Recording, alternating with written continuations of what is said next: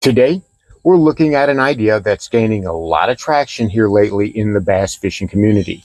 That's the idea that bass have the ability to pass down memories of the lures they've seen to their offspring. And reportedly, this is also backed by scientific research. The truth is, no, bass do not pass memories of lures they've seen down to their offspring. We're going to look at what the science really says about this and what's actually going on. It's going to change your outlook on how bass get conditioned to our lures and what you can do to keep those bass guessing. Stick around. We're going to talk all about it. There we go. I got one. Not a bad one either. Not a bad one either. All right. That's actually a really good fish. Come on, buddy. Oh, he's good. No, you're not throwing me. You're not spitting me. I got to get you over here quick.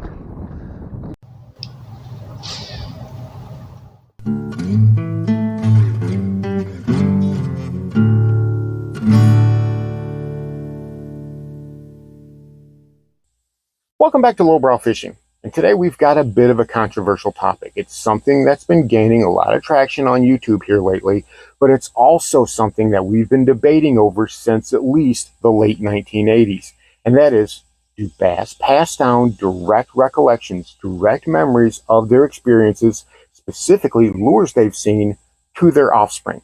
Do their offspring have access to these encounters? And that's why we're not getting as many bites. Because the young bass remember these from way old back from their parents, and they know that it's not a good thing.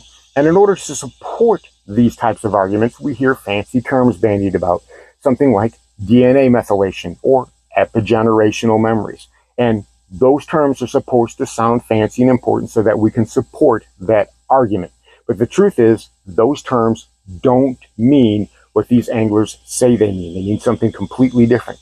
We're going to talk about what those terms really mean, what's actually happening, why the bass aren't biting our lures, and the one lure that bucks all trends and works regardless. But before we get started, if you like what I do here, please subscribe to the channel. And while you're down there, give this video a like. I would really appreciate it.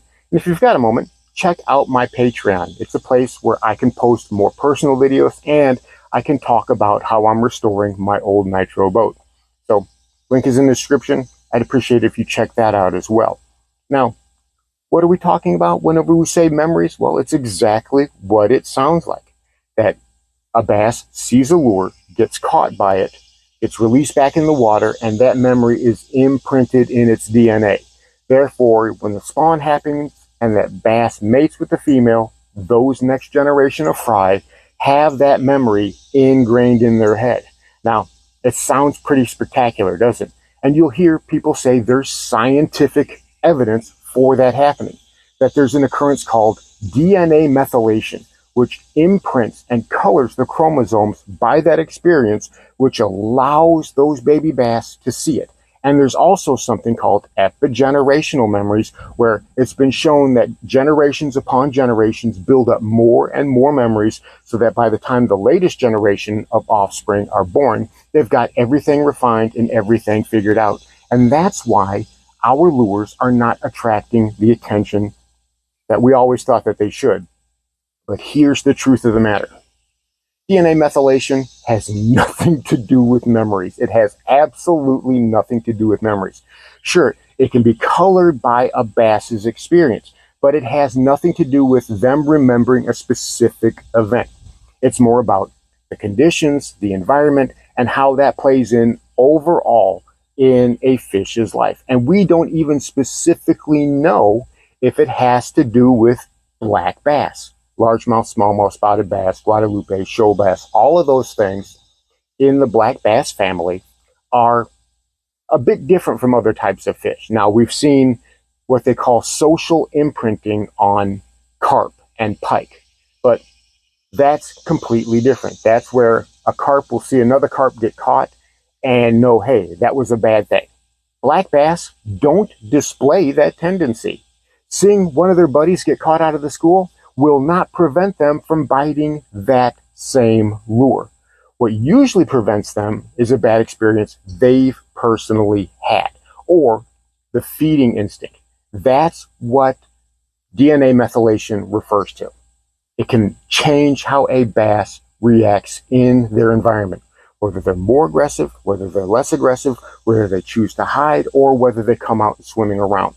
That's what DNA methylation refers to. It has nothing to do with imprinting memories on those bass that are going to prevent them from biting your specific lure.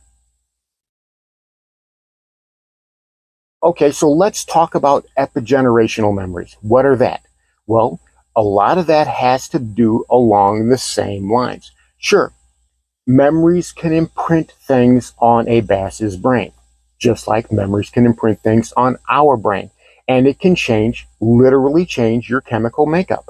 But that doesn't mean that that instance of that particular memory is going to be passed down to that fish. And it doesn't mean that there is a collective social consciousness that these bass have that are being passed down from generation to generation.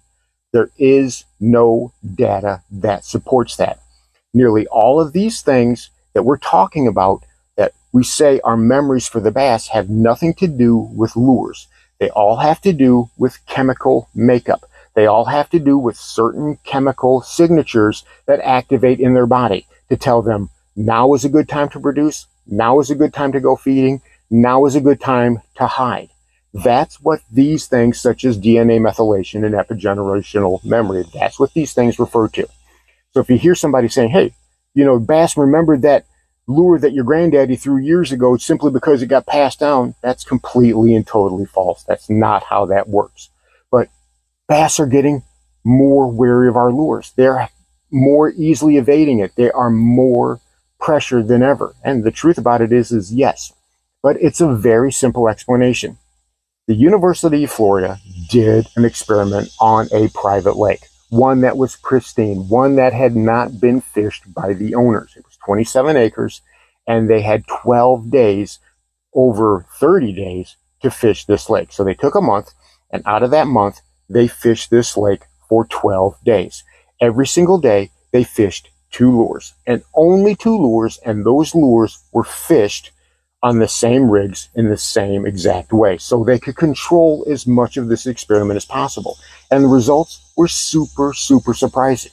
Those lures were a rattle trap, a chrome rattle trap, everybody's favorite, and a regular, I believe, purple colored worm. It was a dark blue, dark purple colored worm. Had 2 guys going out there fishing it, and I need to preface this by saying the lake was shocked about a month before, and it said that in this 27-acre lake, there was about 350 fish, bass specifically, over 10 inches long. So we did have a bass population in there, pretty healthy one. So these guys went out fishing with a rattle trap, which is an excellent lure, and a soft plastic worm, which is another excellent lure.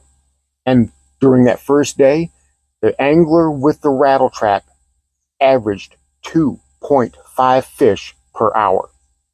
Now, by the third day, that catch rate had dwindled down to 0.5 fish, or in other words, 1 fish every 2 hours. So from 2.5 fish an hour to 1 fish every 2 hours, just after the third day of fishing. When they caught these fish, they tagged them.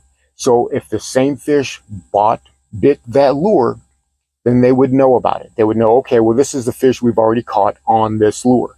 So that tells them that the bite is declining and the fish were not really being fooled after they'd seen it a few times. Now with the worm, we have a different story almost completely.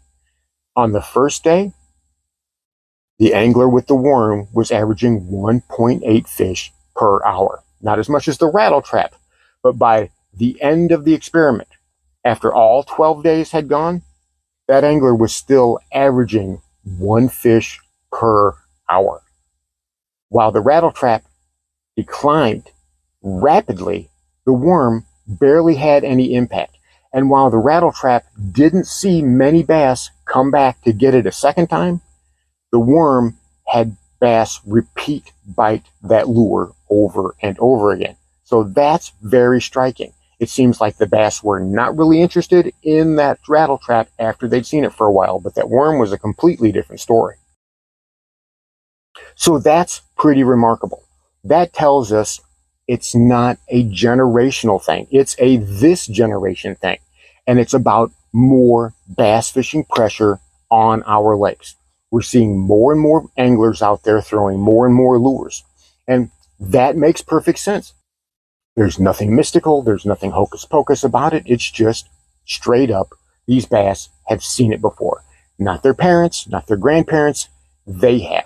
And then even bass are smart enough to be able to make the correlation between a rattle trap or some other type, say a Strike King red-eye shad, right? They got that rattle trap, they got the red-eye shad, they get one type of spinnerbait, they get one type of buzzbait.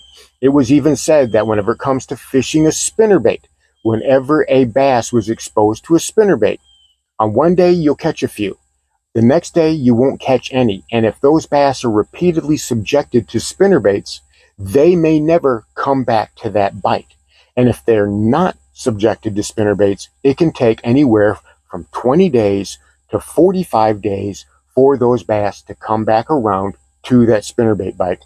We've been told that bass don't have long memories. It's only 15 minutes long. But bass don't operate in the way that we do. They get conditioned a lot more easily than we do because that's a survival trait. They know, hey, this is bad, and they believe it the first time that they see it. Then they know to avoid that. And it can take a long, long time before that conditioning effect wears off. It's more of a conditioning effect than it is a memory. They may not actually have a memory of it, but they definitely have a conditioned effect to it. It's like if you have a private pond and you have a feeder. And you feed those fish, whomever they are, whatever fish they are, you feed them at the same time every day, and then you stop. It doesn't matter. Those fish are going to come in. They're going to come in every single day at that time because that's what they're conditioned to do. Bass are the same way. And negative experiences condition as much as positive experiences. It has nothing to do with any sort of memories being passed. The science is very, very clear on this. That's not how DNA methylation works. That's not how epigenerational's memory works. It's not how it works. While some things are passed down from parent to offspring, that's normal. You have your mother's nose and you have your father's eyes. So things being passed down from generation to generation is completely normal.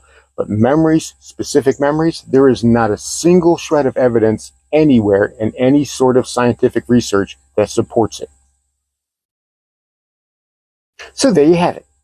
Bass are getting harder to catch, not because of any generational memories or any nonsense like that, but because of increased fishing pressure that we have now. If you're one of those guys who wants to throw the same lure that you did 30 years ago and you're not getting bites on it now, well, there's a reason for that. You're going to have to change that up. And the evidence suggests that using a soft plastic worm is going to be your best bet. As a matter of fact, probably different types of soft plastics, things that are subtle, things that don't make noise. Those are going to be your best bet for keeping those fish interested. Thanks for watching Lowbrow Fishing. We'll catch you in the next one.